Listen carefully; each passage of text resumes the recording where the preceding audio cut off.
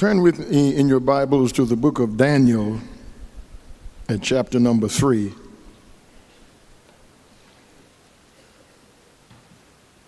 Daniel at chapter 3, commencing in verse 19.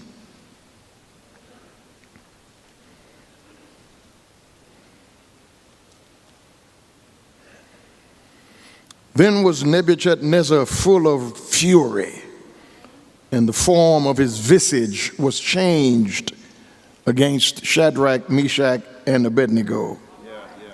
Therefore he spake and commanded that they should heat the furnace 7 times more than it was wont to be heated. And he commanded the most mighty men that were in his army to bind Shadrach, Meshach, and Abednego, and to cast them into the burning fiery furnace. Then these men were bound in their coats, their hosen, and their hats, and their outer garments, and were cast into the midst of the burning fiery furnace. Therefore, because the king's commandment was urgent, and the furnace exceeding hot, the flame of the fire slew those men that took up Shadrach, Meshach, and Abednego. And these 3 men, Shadrach, Meshach, and Abednego, fell down bound into the midst of the burning fiery furnace. Then Nebuchadnezzar the king was astonished, and rose up in haste, and spake and said unto his counselors, Did not we cast 3 men bound into the midst of the fire? They answered and said unto the king, True, O king. He answered and said, Lo, I see 4 men loose, walking in the midst of the fire, and they have no hurt. And the form of the 4th is like the Son of God. Then Nebuchadnezzar came near the mouth of the burning fiery furnace, and spake and said, Shadrach, Meshach, and Abednego, ye servants of the Most High God, come forth and come hither. Then Shadrach, Meshach, and Abednego came forth of the midst of the fire.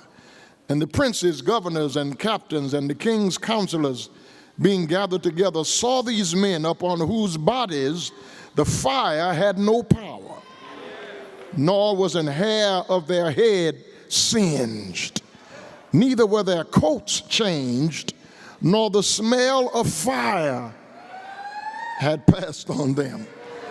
Then Nebuchadnezzar spake and said, Blessed be the God of Shadrach, Meshach, and Abednego, who hath sent his angel and delivered his servants that trusted in him, and have changed the king's word, and yielded their bodies, that they might not serve nor worship any god except their own God.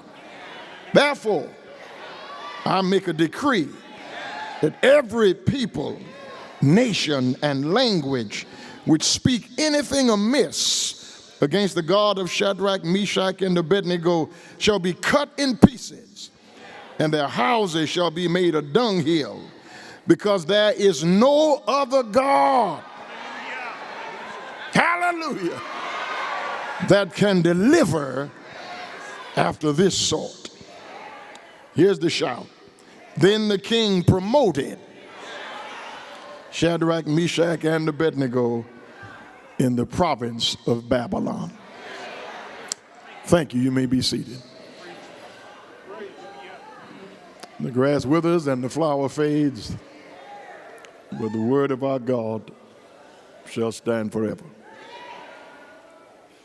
That passage kind of preaches itself, doesn't it? I want to talk a moment about lessons from the fiery furnace. Lessons from the fiery furnace.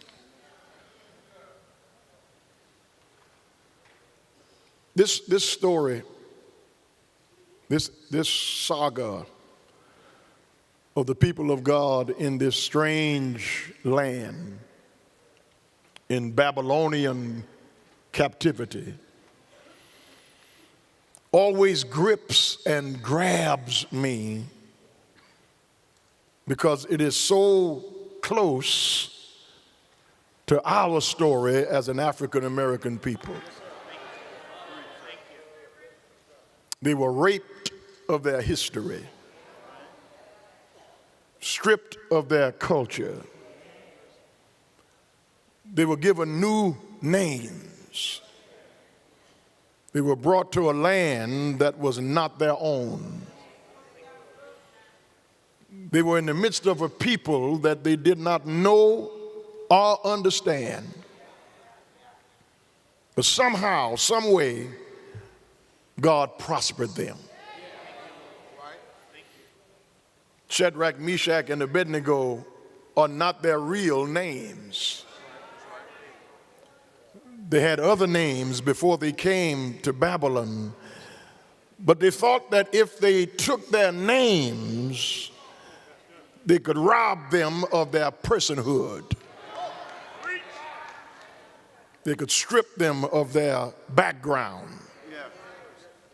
They could make them bereft of their history by changing their names. But brothers and sisters, you don't have to be what people call you. It doesn't matter what they call you, you know who you are. Because if you don't know who you are, people will soon tell you who they think you are. Don't ever let anybody define you. Don't ever let anybody bury the light of your potential under the bushel of their expectation. They thought that if they took their names, if they robbed them of their history and their backgrounds, they could make them forget about their God. That story lies right close alongside our story. They brought us to a strange land. They brought us to some people that we don't understand. They tried to acculturate us. They gave us names that were not our own names. We were stripped of our history and robbed of our selfhood. Every sign that said whites only, every back door, every drinking fountain, every piece of legislation, every courtroom said to us wherever we went that you do not matter. But our captors, our oppressors made a tactical error. They made a king-size mistake. They let us go to church. And then they compounded the error by letting us meet Jesus. And since we met Jesus, they can't hold us back. They can't stop us. If anybody ought to be praising God this morning, if anybody ought to be clapping glad hands, if anybody ought to be shouting in the sanctuary, it's people that God has kept through all God has kept us through. But I want to bring it a little closer to home this morning. Some of us have been through some stuff just in the last month or so. And God kept you. You could have lost your mind. I wish I had a witness here. God kept you through some stuff that lesser people would have wound up in an insane asylum. Weaker people would not have been able to take it, but God stood you up in the midst of your trials, because when you are a child of God, He'll show you some things other folk can't see. It's right here in the text. Walk with me around the text.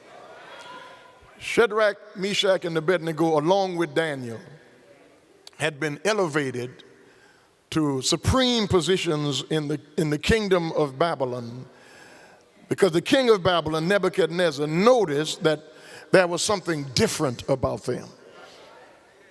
There was something strange about them.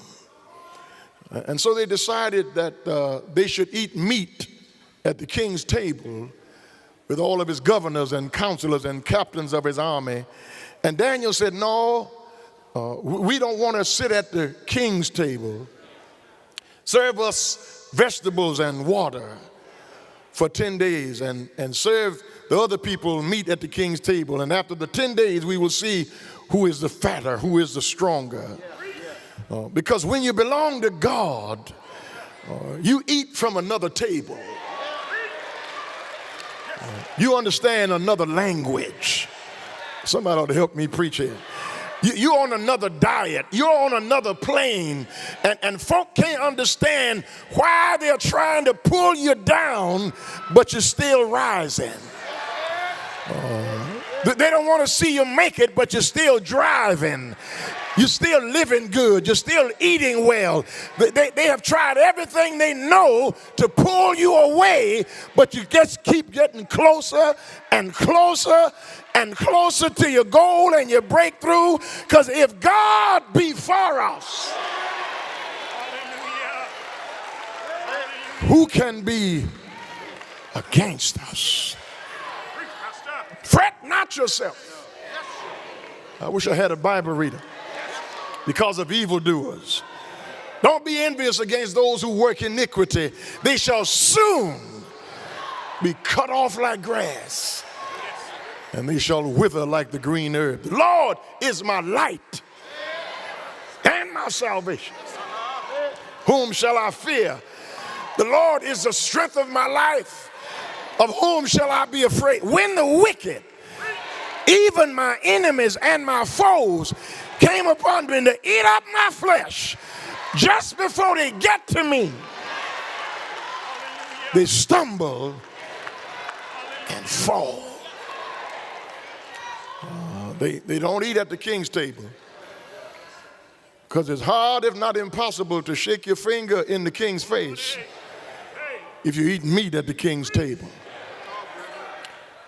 Shadrach, Meshach, and Abednego do not sit at meat at the king's table. And so King Nebuchadnezzar decides to put this statue, this golden image, on the plains of Dura. And the decree is that when the music starts, the sackbut and the harp, the flute and the lyre, whenever the band strikes up a tune, everybody in the kingdom will bow before this golden image. And the consequences of not bowing is a fiery furnace. And so they set up this image on the plains of Dura. The music starts, everybody bows, but Shadrach, Meshach, and Abednego. Because brothers and sisters, conscience doesn't care about consequence. Let me run that by you one more time. When your conscience is right, you're not bothered by the consequences. Because you got to make up your mind in your conscience before you get to the consequence. You got to decide, this is what I'm going to do, no matter what anybody else does. I made up my mind, this is what I'm going to do. The music starts, the band strikes up the tune, everybody in the kingdom bows except Shadrach, Meshach, and Abednego. And then they bring word to the king and listen to their criticism couched in envy and jealousy. They say, these men that you put over us. Somebody ought to help me preach it. They wouldn't have any problem if it was just those men, but you put them over us. I still don't think I got that over to you. You ain't got no problem with nobody long as they're not over you. Long as they are beneath you, you all right with that. But when God promotes them, then you got a problem with that.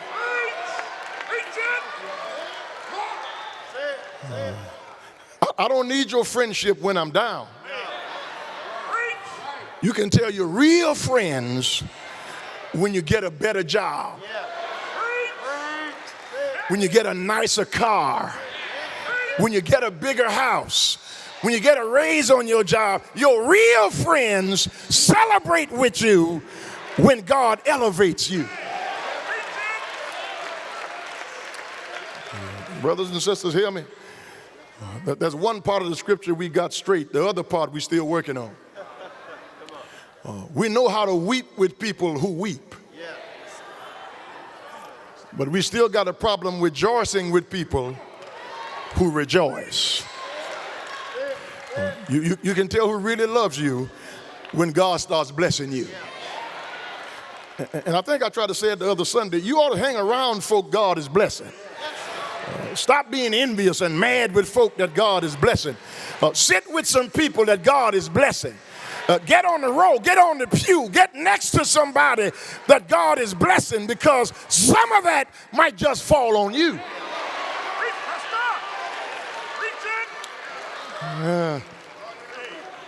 The music started. And everybody bowed in the kingdom but Shadrach, Meshach, and Abednego. And they brought the king word, and the king said, bring him here.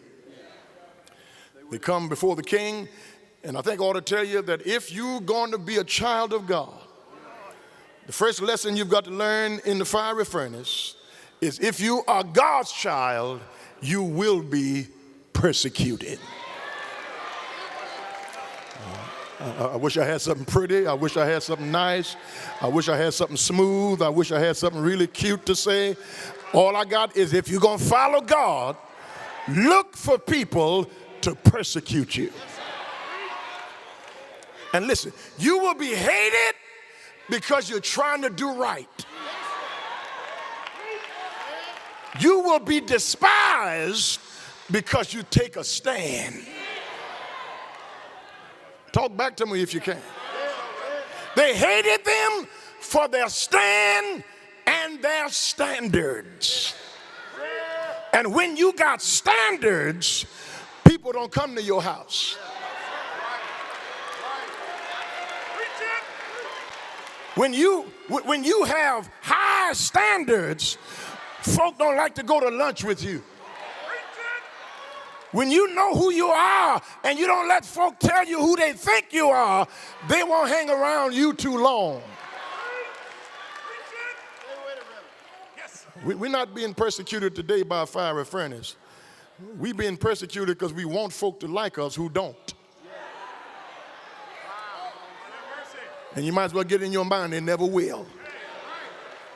I wish I had a witness here. Because the folk who are going to love you anyway. And the folk who don't love you didn't love you to start with, so you ain't gonna miss what you never had.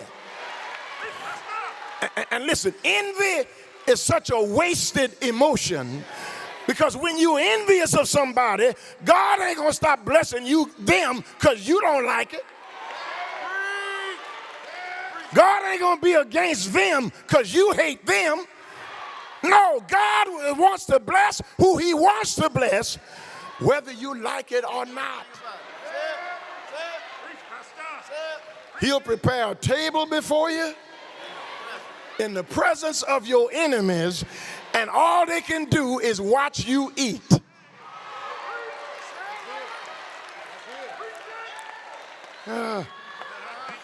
You're going to be hated.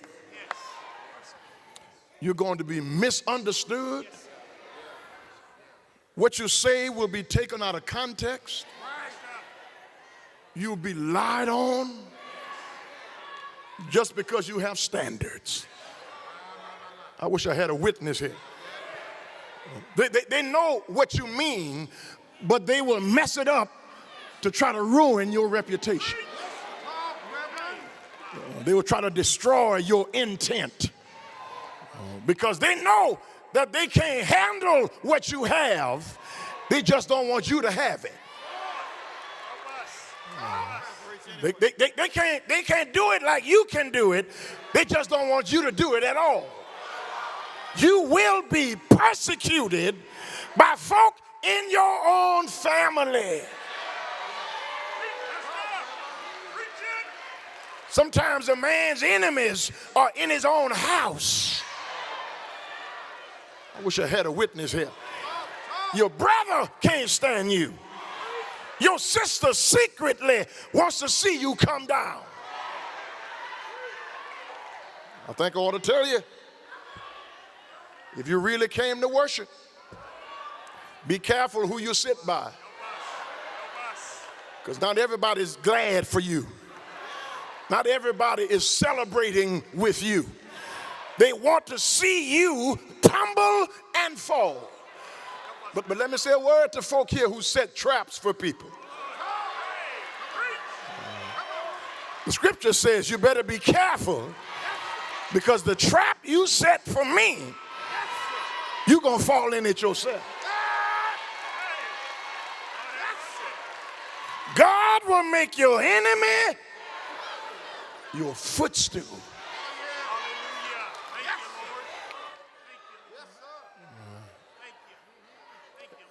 I've said this to you before. Every time I read this story or preach from this passage of scripture, it always amuses me that if everybody bows, how can you see who's not bowing?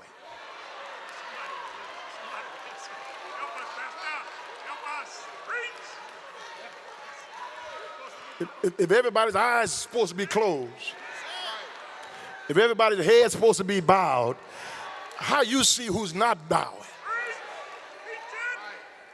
I don't have time to deal with that. That's envy. That's jealousy. That's looking out to see, can they find a way to accuse you for taking a stand? Jesus said, in this world, you will have persecution.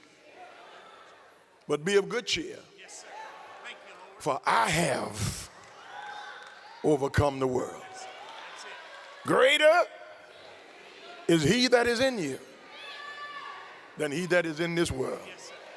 We are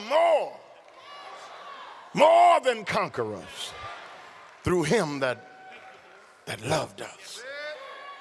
Joseph told his brothers, you meant this for evil, but God meant it for good.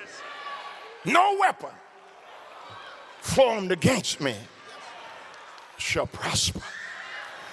God will snatch you from the jaws of the enemy and make a way out of no way, and all they can do is be mad, but you still going up.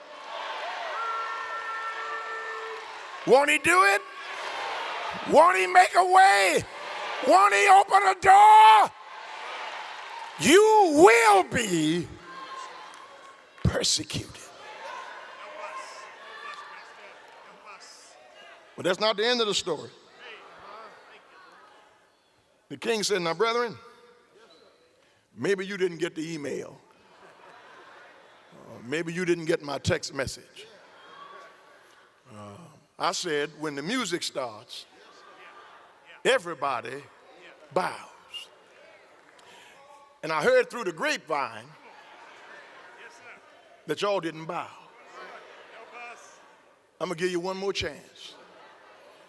I like you. I really want you to make it. I'm not trying to sweat you. I'm not trying to press you. I really want you to get this right. So when the music starts, go out there and just bow, and then everything gonna be all right. I know you missed the email. I know you probably didn't read it. Or all the stuff I put on you, you got so much to do, you probably didn't get a chance to find out what was going on. So go out there before I get mad. Because I say, when the music starts, everybody bow and worship the golden image. Now you know what's going to happen if you don't bow. You will be thrown immediately into the burning fiery furnace. Now go out there before I get angry. And Shadrach, Meshach, and Abednego said, King, we're not careful to answer you concerning this matter. Because the God we serve is able. And he will deliver us out of your hand. But if not, we still ain't gonna bow. I don't know how he's gonna do it. I don't know if he's going to do it. But I trust him enough to say that we are not bowing, because if we go in the fire, we're going to survive it by going to be with God. And if we don't go in the fire, we still have taken our stand. You do what you going to do, we going to do what we going to do. And the Bible says that Nebuchadnezzar got so angry, his face changed. His facial features changed. Watch folk who don't like you.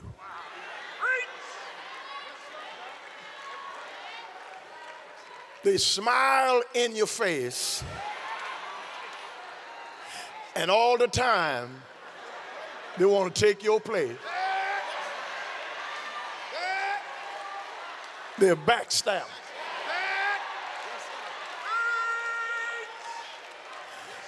When they're in your face, they're smiling. Hey, girl, how you doing? Girl, I ain't seen you in a long time. Soon as you turn your back, their visage, their countenance change. Look at that old cow. Think she cute with all that makeup on. It don't take all of that. Ooh, that don't even match. She don't look like nothing in that dress. Hey, girl, that's a pretty dress. Where did you get that dress from? Don't trust them. Don't trust them. Don't trust them. They ain't no good. Leave them alone. Be comfortable in your own skin. Don't wait for people to approve of you in order for you to be satisfied with who you are. Walk in here like you got money, even if you're broke. Sashay down the aisle like you got a raise, even though you don't have but $2 in your purse.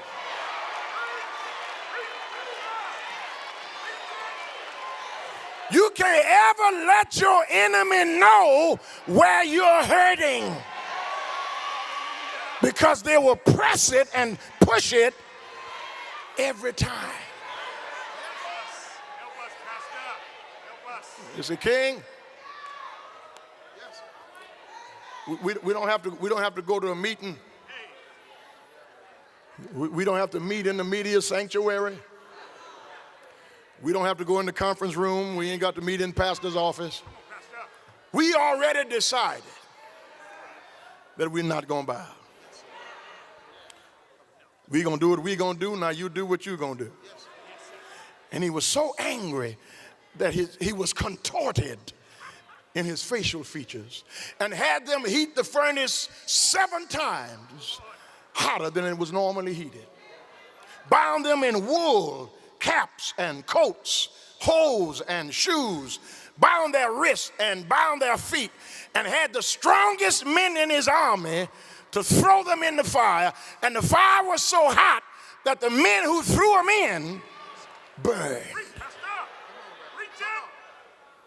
And they threw them in the midst of a burning fiery furnace. You will be persecuted. But if you stay with God, you'll be preserved.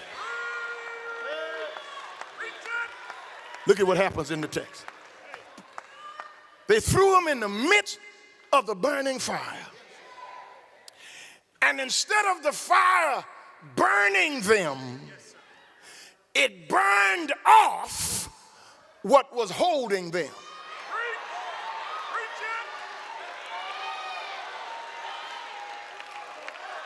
Because you can't praise God with a lot of stuff on.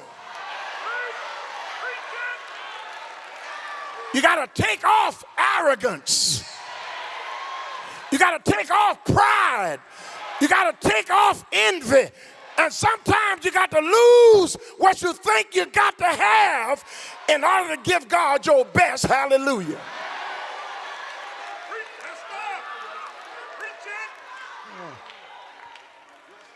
Look at what fire does. Not only does fire burn stuff off, but fire cauterizes stuff. It melts stuff. It makes stuff stick harder. And sometimes God wants to send us through the fire of affliction, so some stuff can fall off us, but some stuff can get stronger in us. And I need some strong Christian this morning who's been through the furnace of affliction to help me testify. If I had not gone through that experience, I would not know how good God is.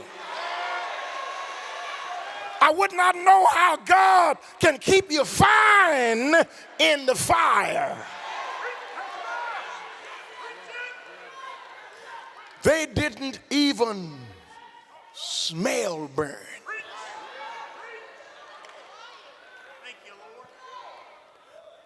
Their hair was not singed. Their clothes didn't smell like smoke. Because God will preserve you. I'm looking at some people in this church. Look good in your 70s. Looking good in your 60s. Go ahead, girl. God is preserving you. Square your shoulders, man. Walk like you somebody. Talk like you somebody. Because God is preserving you. With all you've been through, you still got joy. You still have a good night's sleep. You still got food on your table. You still got friends that God has raised up for you. God is so good in the midst of your affliction that you just ought to praise him anyhow.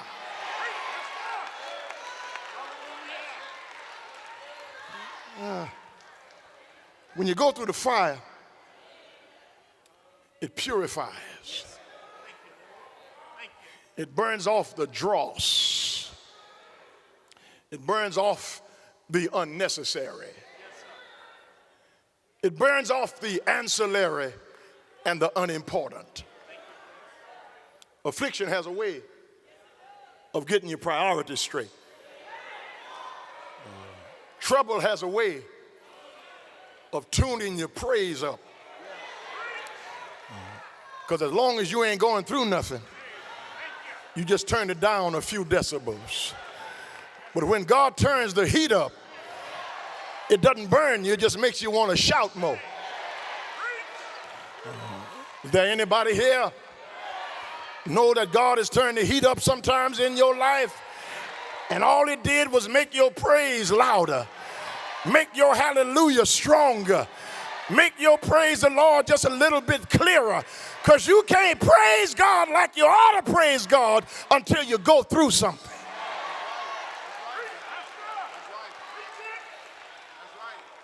He will keep you in perfect peace,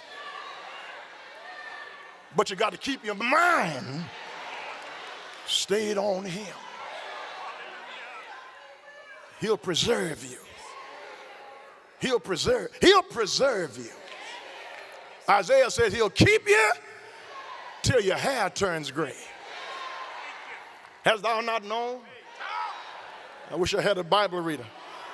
Hast thou not heard that the everlasting God, the Father, the Creator of the ends of the earth, he fainteth not, neither is he weary. There's no searching of his understanding.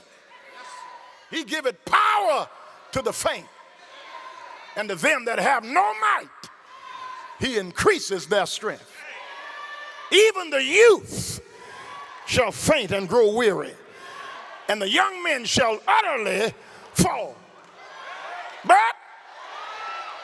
they that wait upon the Lord shall renew their strength.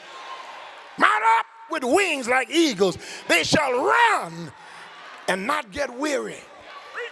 They shall walk and not faint. God preserved them. The hotter the fire got, the more that stuff burned off them.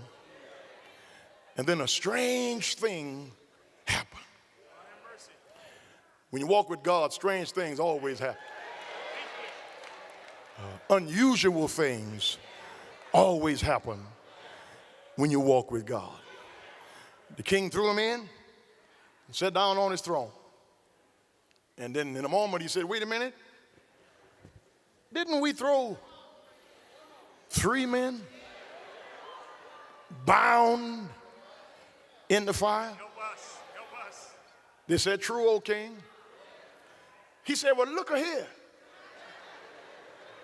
Come take a look at this. You're not going to believe what I'm seeing. Come look in here. Maybe my eyes are playing tricks on me. Come here and look. I know we threw 3 men in the fire. But look, I see 4 men loose walking around in the fire. Now here's the shout. He said, didn't we throw 3 men in, bound in the fire? They said, yes, we did. He said, well, I see 4 loose. Didn't we throw 3 bound? But now there's 4 loose, walking around in the flame. Now, I didn't get this until I really did some research on this passage. That walking around in the flame is not just walking around in the flame. In the Hebrew, that walking around in the flame means they are loose dancing.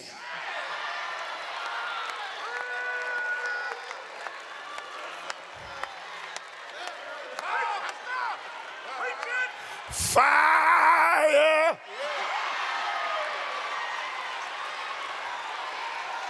When you're hot,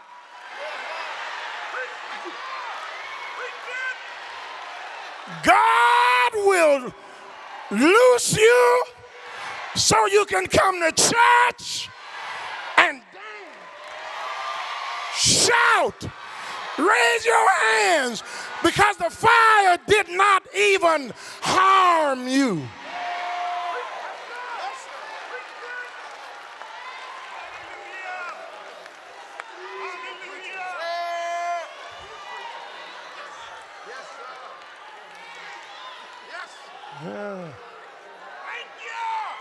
Wait a minute.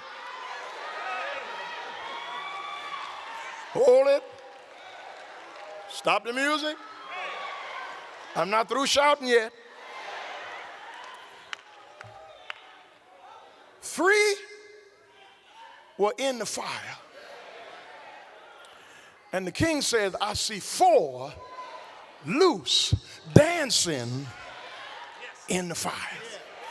Nebuchadnezzar saw it. He said, Shadrach, Meshach, and Abednego, come out. Come stand right here.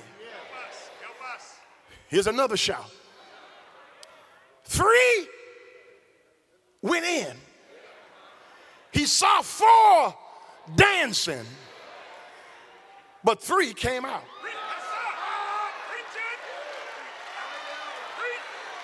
4 were in there, but 3 came out. 4 were in there, but 3 came out. Ask me what happened to the 4th one. Come on, ask me. Ask me where he is. Come on, ask me where he is. He's still in there waiting for you to go through your fire.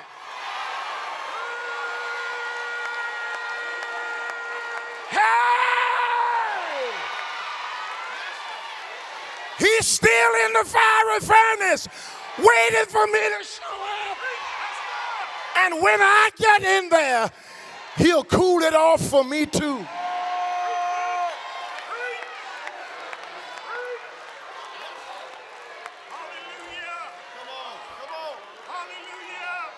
If you trust God, you're going to be persecuted. If you trust God, you will be preserved. But verse number 30, the last verse tells us, if you trust God, you're going to be promoted. He said, come out of there and come to the head of the line. I got some good news for you. He said, come out. I don't smell any smoke on you. Fire didn't do nothing to harm you. I've never seen anything like this before. He said, as a matter of fact, I'm going to write a new decree. The other decree talked about worshiping that golden image on the plains of Dura. But I'm going to write a new decree that nobody better not ever speak a word against the God of Shadrach, Meshach, and Abednego. And if they do, I'll cut them in pieces. I'll set their house on fire. Because no other God can deliver like this God. And I ought to have some witnesses in here this morning that no other God can deliver like this God. I said no other God. All the mess I got myself into, no other God can deliver like this God. All the strain that has been in my life, and I'm still standing here this morning, no other God can deliver like this God. All the sins that I'm guilty of, and God still uses me to preach his gospel, no other God can deliver like this God. I need a sure enough witness in here this morning. I need a real shouter and a praiser in here this morning who can help me testify no other God is able to deliver like our God delivers. There's no other God can open a door like our God can. There's no other God can put food on your table like our God can. There's no other God can rescue you from trouble like our God can. There's no other God who can make a way out of no way like our God can. There's no other God who can bring you through a divorce, who can bring you through the death in your family, who can bring you through being laid off on your job, who can bring you through your child being sick, who can bring you through cancer and high blood pressure. There's no other God who can deliver like our God. If the Lord has delivered you and you're not ashamed to testify, if the Lord opened doors for you and you don't care who's looking at you, if the Lord made a way for you and you don't mind testifying, why don't you shake somebody's hand? Tell them no other God, no other God can deliver like our God. No other God can dry tears like our God. No other God can make a way like our God. No other God can rescue like our God. Is there anybody here ever been delivered from your fiery furnace? Is there anybody here ever been rescued from dangers, toils, and snares? Why don't you hug somebody? Why don't you grab somebody? Tell them this joy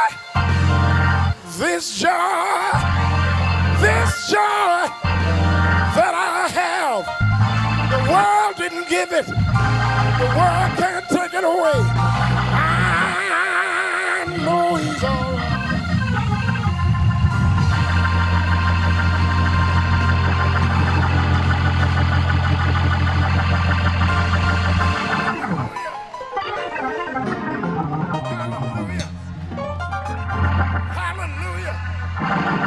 Hallelujah. Hallelujah.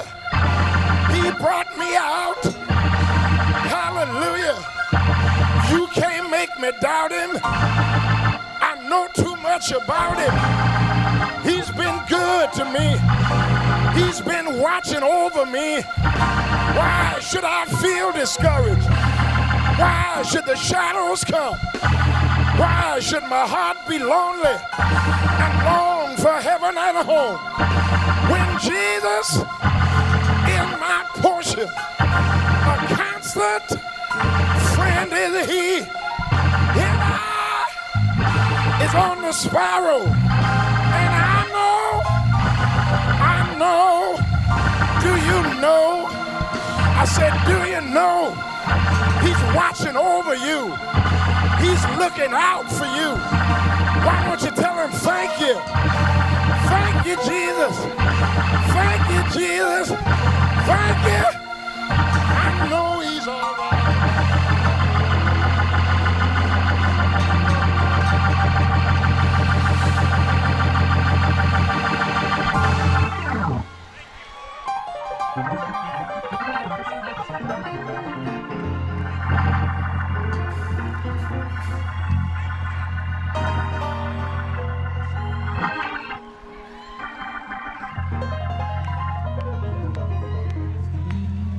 Oh, you will. You will be persecuted. Just wait on it. Just take a stand and see won't folk lie on you. Just try to do right and see won't they talk about you behind your back. But God, in the midst of all that, will preserve you. And then, if you stay with it, he'll promote you. There have been folk on your job trying to undermine you. They fired and you still working. You ain't got to get mad with them. Just pray for them. You don't have to try to hurt them because they hurt you. Just do what's right. Just take a stand for what's right. And God himself will promote you. Because when God promotes, nobody can fire. Because he who I hold in the palm of my hand